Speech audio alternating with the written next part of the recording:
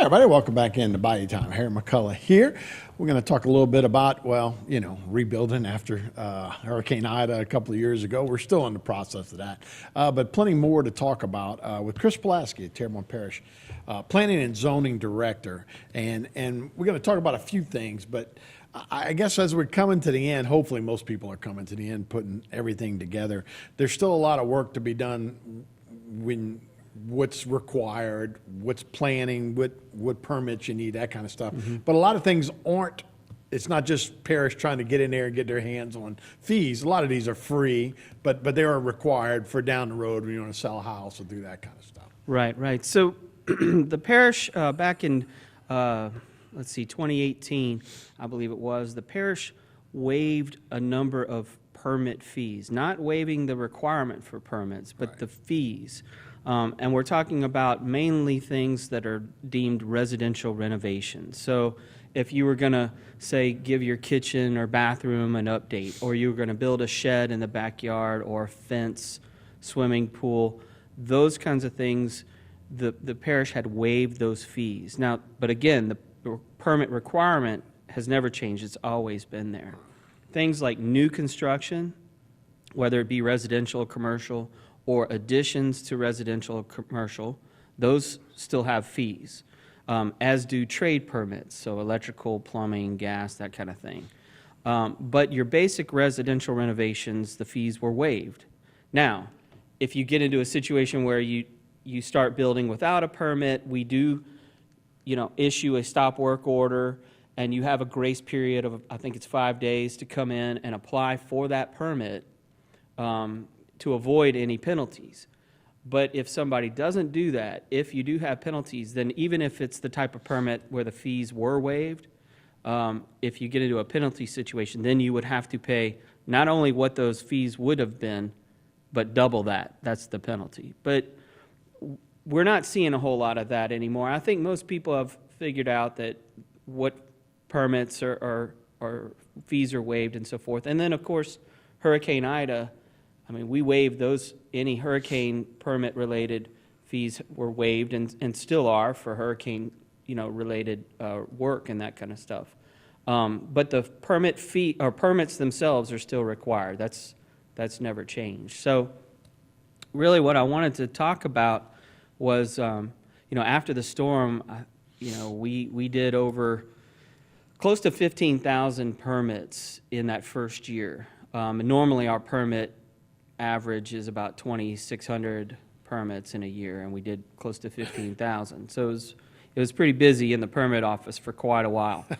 Things are starting to simmer down and get to, I guess, what you could call more of the norm. But permits, we still see hurricane-related permits. I myself, even in my home, we still have work that's being done and getting permits for that. But it's important to get permit because for a number of reasons. First of all, we want to make sure that you have a qualified contractor or subcontractor doing the work. It's to protect the residents, safety, business owners. It's for people's safety. It's to make sure that we don't have some fly-by-nighter that's going to come in and do a hurry-up job and then leave the person in the lurch, right? Take their money. Right. So when you apply for a permit, one of the things that the permit office does is checking to make sure that contractor or subcontractor has the proper license, level of licensure and all of that goes along with whatever the scope of work might be. So that's certainly one big advantage to getting the permit. The other is a lot of times your insurance companies, especially if, say, you got paid from your hurricane damage by that insurer, and then they went belly up, and so, okay, yeah, at least I got some money out of them, so I'm making these repairs, but at the same time you're giving a new insurer, well, that new person, they're going to want to know, well, did you get a permit? Right.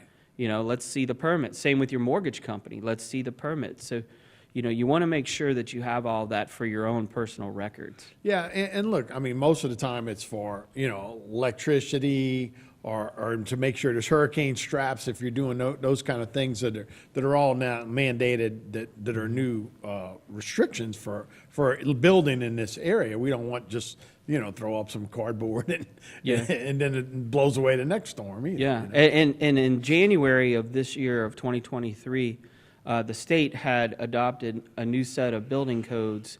And a lot of them were rolled over from previous years, but there are some new standards and new code requirements in this new set. So again, you want to make sure that the 6 nails per shingle instead of 4, those right, kind of things. Exactly. Which again, I think some of the houses stood up pretty good that had the 6 nails, or obviously roofs didn't fall off like they might have if we didn't have those hurricane straps that were required. I guess after 2005. Right. I mean, in previous years, I remember after Delta and Zeta hurricanes, and Zeta, I believe it was, that came up Cocodrie and followed the highway and then took a right turn towards Pointe-au-Chien. Right. I mean, you could track where the storm went, and you could tell which structures were built after the 2005, 2006 building codes changed, because the roofs, even though they were damaged, but at least they were there, whereas some structures just didn't have a roof. Yeah, much different there, too. So, a couple of seconds left. But if you're just doing repair work, like say you're doing sheetrock and all, that kind of stuff requires a permit? I tell people it's better to just get a permit for everything you're doing. It gives yourself a record so that if ever called upon, you can provide that to a mortgage lender or a new buyer or anything, and it doesn't cost anything if it's a renovation. Yeah, most contractors will know how. We're talking about permits and pulling permits for doing reconstruction or adding on, doing all those kind of things. Is obviously that's when you should do it. If you build a house and don't get a permit and you add an addition and you go to sell that house, they may come in and appraise and going, well, wait, this isn't part of the permit. This is not part of the structure, so we can't repair it or do that kind of stuff in new construction. So I just watch a lot of DIY. So yeah, we see that all the time in older houses. I'm just playing, but who should pull permits for construction? So should the homeowner go do it, or is that done by the contractor most of the time? Well, in a residential situation, if we're talking about residential renovations or work below the $75,000 mark, I mean, you could have a homeowner do it, apply for the permit themselves and list the contractor or subcontractors on that permit. Certainly, the contractor doing the work could apply for the permit.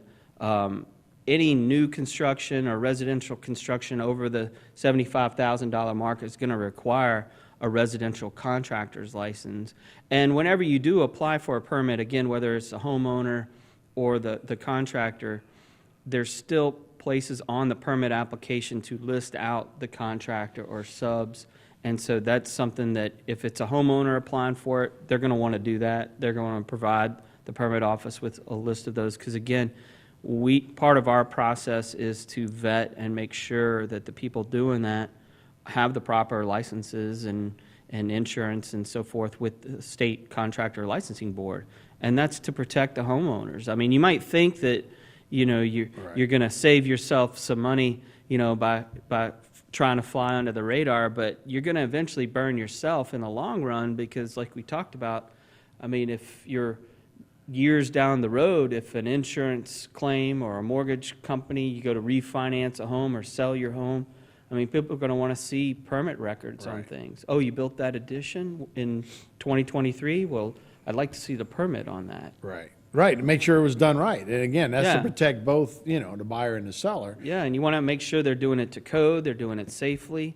I mean, there's people out there you got to watch out, because just because a person tells you they have a license, well, yeah, I mean, I have a driver's license, but I don't have a contractor's license, right? Right. So you got to watch that. Oh, look, and it's a big issue, obviously, and particularly after the storm. I think a lot of us saw a lot of those big trucks coming in from Texas and wherever, and it started with the roofs and, tarping the roofs and all, but it got into, they were almost as expensive as the actual roof work that was done. So, that's real important. So, Again, so how important is it going forward?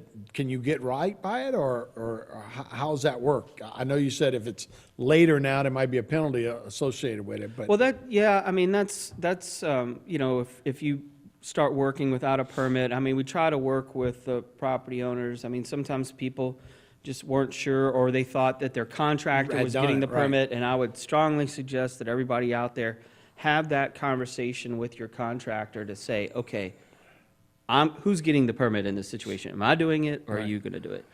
Because somebody has to do it. But it's very important that it happen. I mean, there are instances where, we can work with a property owner to go back, but, if it's depending upon the scope of work that was done, I mean, if you ran a new electrical in a wall, then you're going to be cutting holes in the wall. I mean, it's always good to just do all of that up front. You're going to save yourself a lot of headaches. And, permitting is all done online.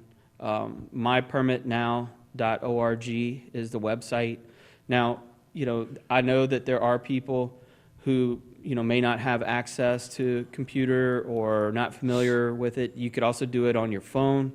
Or if, push comes to shove, you could contact the permit office and, they can walk you through up to your steps. office? Well, you can, but we're in a temporary office space right now, and it's difficult for us to work those kinds of permits. We don't have like we were at the tower when we were down in that old bank lobby. Right. So if it's something that that you're not able to do online, I would say contact the permit office, and they can work with you, make special arrangements, and you could drop off plans or things like that. It's just difficult for us to do it in the environment that we're in. And we talk about, 15,000 in a year. I mean, how did you guys handle that load? Well, we had to sub out some of that. We brought in some outside help. Again, because it's all done online. They were able to work remotely with us, and they were familiar with the software. And this software is created. That's another interesting thing about this, and great thing about this is it's created right up the road in Gray at South Central Planning. mypermit.org. mypermitnow.org. And that's just for Terrebonne Parish, or well, actually, is that everywhere? There's jurisdictions all over the country now that use that. The city of Austin, Texas. I know they have contracts with municipalities and counties in the state of New York and Delaware. I mean, South Carolina. It's not just. But you can look up your parish and kind of do it that That's way. right.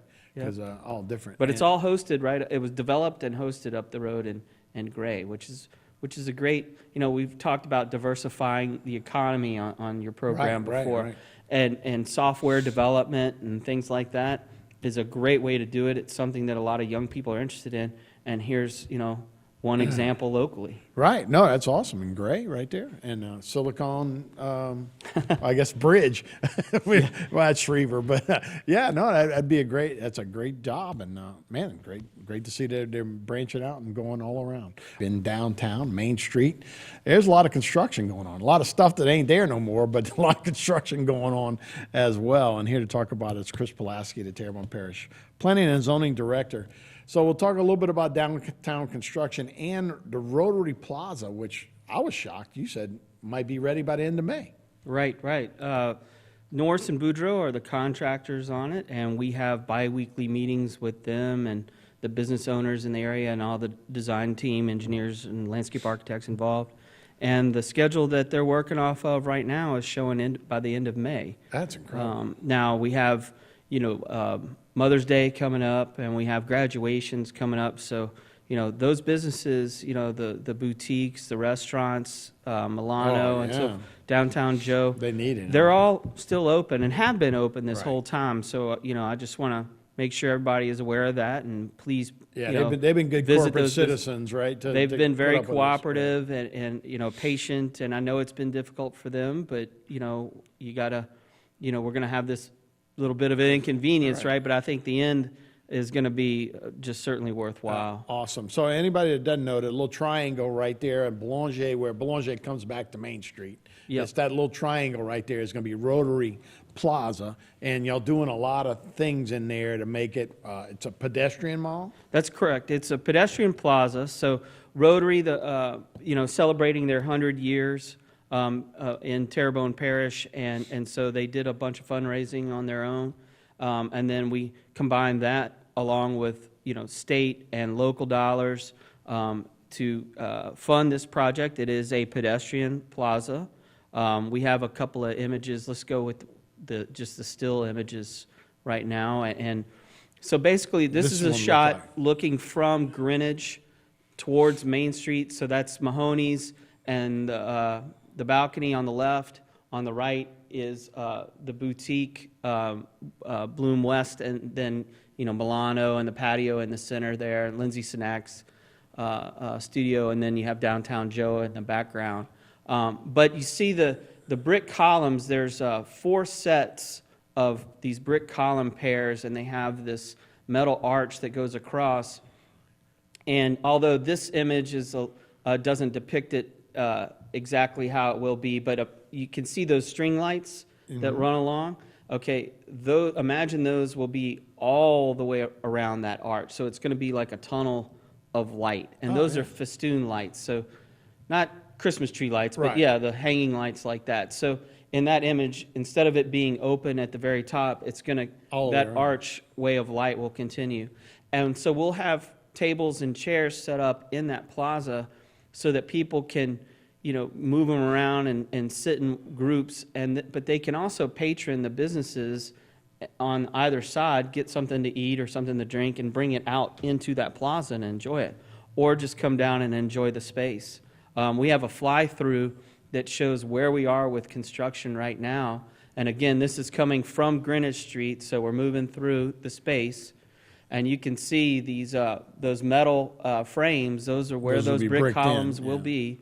Those metal poles on the left side there is a green screen, so it'll be like a live, Confederate jasmine or some type of vine growing up there just to help screen the backside of some of the buildings. But all of the concrete road surfacing is presently being removed, and it'll be replacement. Can we run through that fly-through again a second time? And it'll be paved, right? It'll be concrete pavers, but the cool thing is it'll all be at the same level. So the level of the sidewalk in front of the businesses, imagine that same level just being extended all the way across.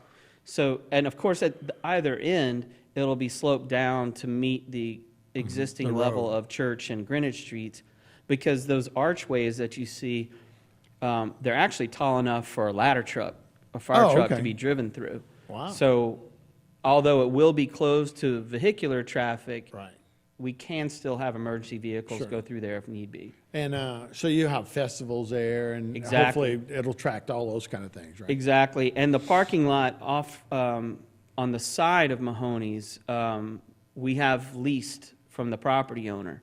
And so although there are certain times of the year where the lease isn't in effect, basically Mardi Gras and around the Italian-Irish parade, but outside of that, it's part of the same Rotary Centennial Plaza. Will it be parking, or will it be place to hang out? Well, we can use it as parking during the week, but like on the weekends or at night, we could, if somebody has an event going on, it's part of the plaza. Right. Oh, that's gonna be great. So it's good as a flex space. I know when we had Rougarou Fest downtown, we used it, a lot of times for the vendors to set up, so people could use it for those kinds of things. So I just wanted to say thank you, too, to Daniel Babin with Jam Up Marketing for that fly-through, that drone fly-through. That's pretty neat. And it's I think it was done about a week and a half ago, a little bit before Easter. It's changed a lot. Yeah, just in that time, it's, they're moving right along. And you say once they get most of the pavers will go in pretty quickly. That's why they can finish by the end of May. Yeah, I hope so, unless you never know what you're going to uncover in that old part of Houma. But the other construction that people see, and I'm sure has been a bit of a hassle too, are the sidewalk rehabilitations that are going on. Basically, that's DOTD, and they're going through from one end to the other, from Lafayette to New Orleans Boulevard, and they're taking up the sidewalks at the corners and replacing them, making it all handicap or ADA compliant. right. So they did a lot of the work already on the courthouse side. Now they're working on the bayou side. So there's some lane closures involved with that. I don't have an anticipated completion date. I do recall that I think they were talking about towards the end of April, beginning of May. So I think, in the next, say, 45 to 60 days, a lot of the construction you see downtown is going to be coming to a close. All at the right time, all at a good Yeah. time. Well, Chris, man, we appreciate the updates, man. Thanks. Sure. All right, we'll be right back with more Bayou Time after this.